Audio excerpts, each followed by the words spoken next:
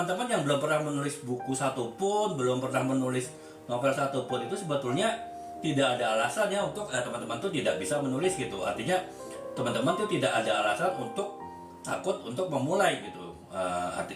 Dengan kemampuan yang minim, kemudian bagian pengetahuan menulis yang minim, tapi tetap punya potensi. Artinya jelaskan ya, teman-teman yang mungkin punya pengalaman hidup tertentu itu bisa ya, pengalaman hidup pribadi teman-teman itu bisa dituangkan dalam bentuk tulisan ya, apakah novel ataupun buku non fiksi. Ataupun juga saya juga live yang beberapa live yang lalu juga saya jelaskan mengenai teman-teman yang punya kemampuan tertentu. Misalnya teman-teman yang sudah bekerja 5 tahun di bidang finance, di bidang HRD, lawyer, sebagai notaris, dan pengetahuannya sudah banyak, cukup kemampuan untuk bisa dituliskan dalam sebuah buku gitu. Jadi dengan kemampuan yang dimiliki, dengan pengalaman yang dimiliki, itu pun juga bagi seorang yang belum pernah menulis buku sekalipun ataupun belum pernah menulis novel sekalipun, itu sebetulnya sangat bisa ya, punya potensi untuk menulis. Saya sudah jelaskan di live 1,5 jam ya, beberapa live yang lalu seperti itu. Jadi untuk menunjukkan bahwa menulis itu mudah gitu ya, teman-teman itu tidak perlu harus.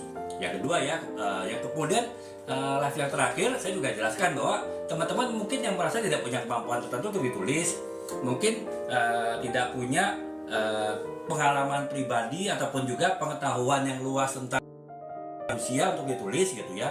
Tapi teman-teman itu punya pengalaman diri sendiri gitu, pengalaman yang benar-benar berasal dari dirinya sendiri. Dan itu teman-teman sebetulnya sudah bisa menulis ya. Artinya teman-teman mungkin, saya yakin yang terutama yang wanita ya, teman-teman pasti banyak menulis diary ya, menulis buku harian. Itu pun sebetulnya udah modal ya teman-teman ya. Walaupun teman-teman nulis, saya kan nulis diary itu hanya sehari kegiatan, tidak malah bisa dibuat ditulis. Nah kemarin ya, di live yang terakhir kemarin saya jelaskan bahwa dari sebuah diary yang sederhana sekalipun itu bisa menjadi sebuah buku non fiksi gitu, dengan berbagai macam genre, berbagai macam jenis tulisan. Dan saya live kemarin juga jelaskan ya beberapa novel ataupun beberapa buku non fiksi yang itu dibuat berdasarkan diary ataupun catatan harian, buku harian dari penulisnya sendiri. Jadi itu